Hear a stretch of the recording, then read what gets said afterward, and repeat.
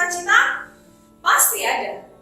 Ada yang pengen jadi dokter, ada yang pengen jadi pilot, jadi polisi, jadi pengusaha. Kalau zaman sekarang ada juga yang pengen jadi YouTuber. Iya nggak? Itu semua adalah harapan kita di masa depan. Untuk adik-adik yang kecil, kalian tahu nggak masa depan itu apa? Masa depan itu adalah waktu setelah masa sekarang.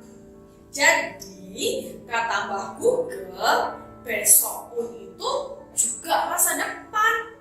Tapi biasanya, kalau kita ngomongin masa depan, biasanya kita melihat waktu yang jauh di depan, ya kan? Dan kita semua pasti menginginkan masa depan yang indah, masa depan yang cerah. Tapi gimana ya kalau di masa sekarang adik-adik mengalami masa yang sangat sulit, yang sepertinya tidak ada jalan keluar, sepertinya tidak ada masa depan. Adik-adik tahu gak? Ada sebuah cerita di Alkitab kita yang dia tahu seluruh bangsanya akan dibunuh. Bahkan dia sendiri juga akan dibunuh mungkin. Dan sepertinya memang tidak ada masa depan. Dan itu terjadi di negara Persia. Pada zaman dahulu, ada sebuah kerajaan yang besar di dunia, namanya adalah Persia.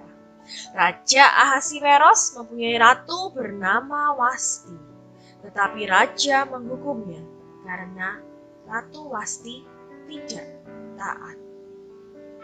Karena itu, raja mencari seorang pengganti Ratu Wasti, lalu dikumpulkan seluruh gadis di benteng Susan. Penjaga benteng Susan itu bernama Mordekai. Dia seorang Yahudi yang berasal dari Yerusalem. Mordekai merawat saudara sepupunya bernama Hadasah atau Esther. Dia tidak punya ayah dan ibu, dan Esther juga seorang Yahudi. Karena Esther sangat baik dan cantik, maka ia diangkat menjadi Ratu Persia. Ada seorang pejabat tinggi yang bernama Haman. Semua pegawai istana harus berlutut menyembahnya. Tetapi Mordekai menolak untuk berlutut karena dia hanya berlutut dan menyembah kepada Allah saja.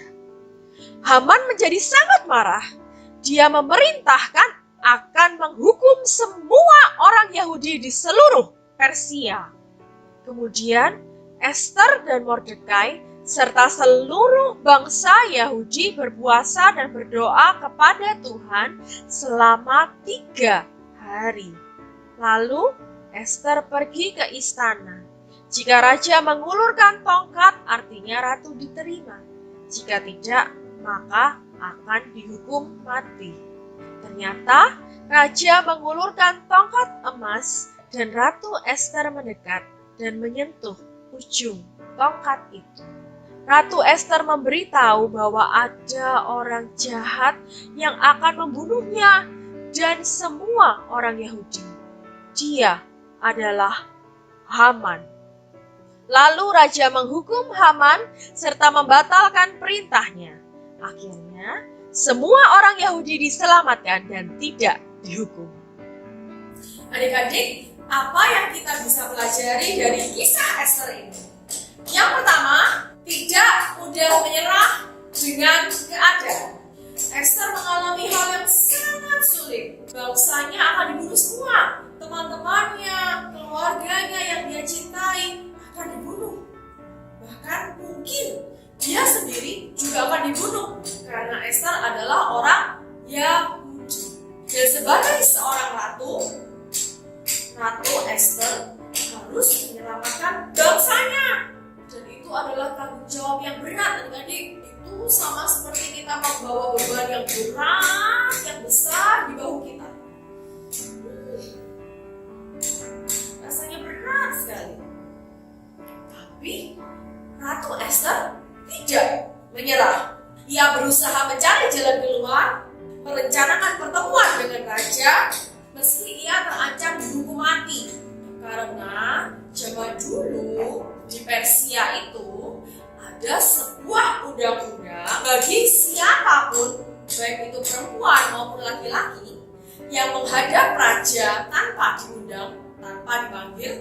hanya ada satu undang-undang, yaitu hukuman mati. Hanya yang kepadanya raja mengulurkan tongkat emas, orang itu tetap hidup.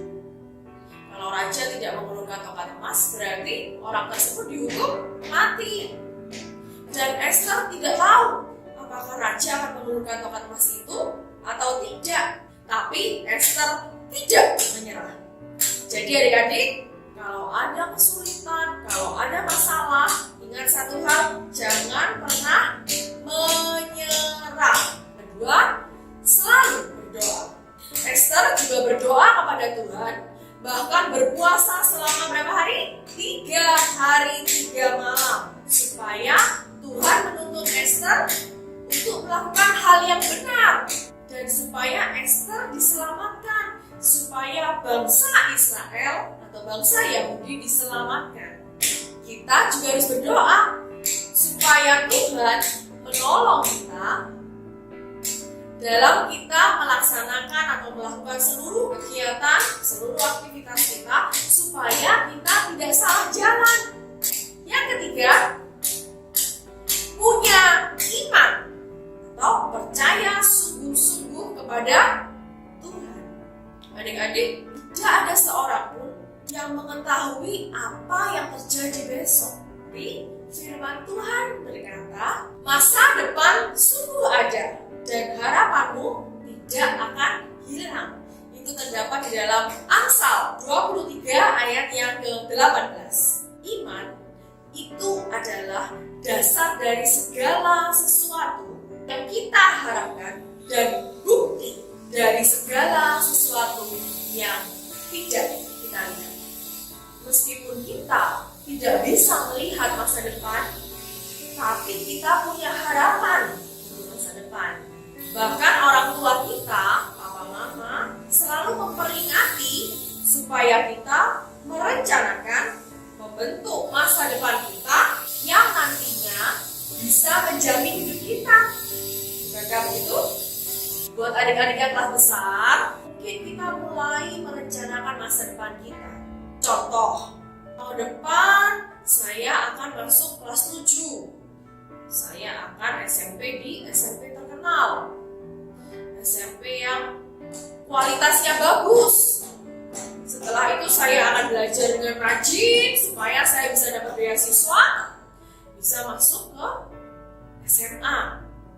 Di SMA yang favorit juga. Setelah itu saya juga akan berusaha keras supaya saya bisa kuliah di universitas negeri, kuliah kedokteran contohnya.